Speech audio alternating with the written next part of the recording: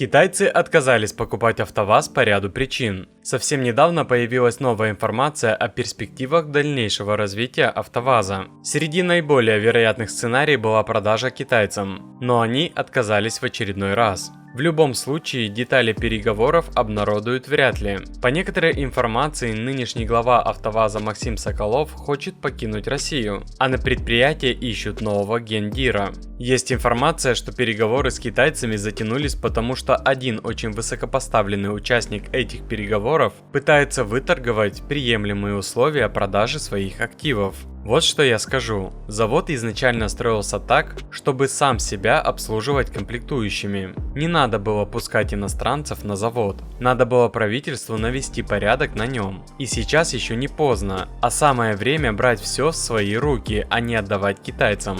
А так никакого импортозамещения не будет. Будет заменен один импорт на другой. АвтоВАЗ сейчас выживает, и государство ищет, кому продать свой контрольный пакет акций. Китайцы готовы забрать его за бесплатно, ведь у АвтоВАЗа огромные долги. Содержание АвтоВАЗа обходится очень дорого, особенно сейчас. Компания имеет большие долги, что также необходимо учитывать новому владельцу. Хотя долги, скорее всего, простят, как это было уже не единожды с АвтоВАЗом. Каких только хитростей не придумывают, чтобы списать многомиллиардные вливания из госбюджета. И все равно качество лад оставляет желать лучшего. Если даже на заводе лакокрасочный слой ложится неравномерно, то что сейчас можно говорить про автомобили, привезенные в Россию через 3-4 страны? Не вовремя обнаруженные проблемы с кузовом могут обойтись очень дорого. Ремонт даже самой небольшой детали кузова вместе с покраской начинается от 10 тысяч рублей и выше. Не говоря уже о том, что любой кузовной ремонт значительно снижает цену автомобиля при продаже. Отличный способ проверить состояние кузова автомобиля самостоятельно, не прибегая к помощи сторонних компаний, это измеритель толщины покрытий Car-Sys Автоподбор. Сделано в России, город Омск. Работает по черным и цветным металлам. Распознает специальную магнитную шпаклевку, а также имеет индикатор цинка. Если на автомобиль поставили неоригинальную деталь, вы об этом узнаете. Диапазон измерений до 3500 микрон. Скорость измерений всего 0,4 секунды в турборежиме. Имеется функция автокалибровки, а также пожизненная гарантия и поддержка на русском языке. И что самое интересное, сейчас на Озон любой из толщиномеров от Car-Sys можно приобрести с хорошей скидкой. Если не знаете, что подарить мужчине, это отличный подарок.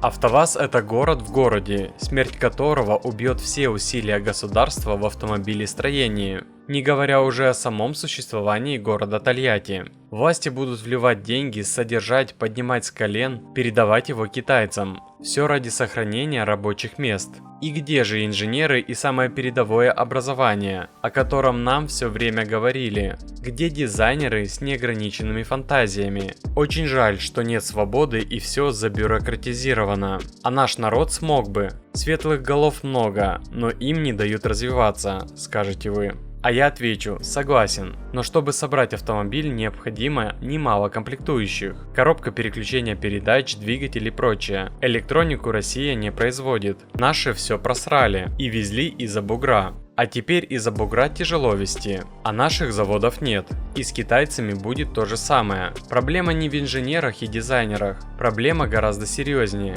ВАЗу ничего не остается, как продаться еще какой-то стране, потому что все понимают, что производство своих комплектующих создать не удастся и даже за 5 лет. Сейчас продадутся Китаю, и все, вопрос решен. И развивать свою промышленность так и не начнут, пока китайцы нам санкции не объявят и не свалят с рынка. Только сейчас мы свалились на уровень развития в минус 15 лет, а если мы поработаем с Китаем и он также уйдет из страны, мы уже будем на уровне отставания минус 50 лет. Никакого импортозамещения не будет. Будет заменен один импорт на другой. У нас в стране была антипроизводственная политика. И если это не изменится, то никто нам не поможет. И, к сожалению, о новых проектах, заводах нигде ничего не слышно. Слышно только, как мы уповаем на друга Китай, который нам совсем не друг. И да, долой дилеров. Продажи автомобилей должны быть напрямую с завода через интернет, без допов и по адекватным ценам. А как считаете вы, что нужно сделать с АвтоВАЗом в сложившейся ситуации? Пишите в комментариях.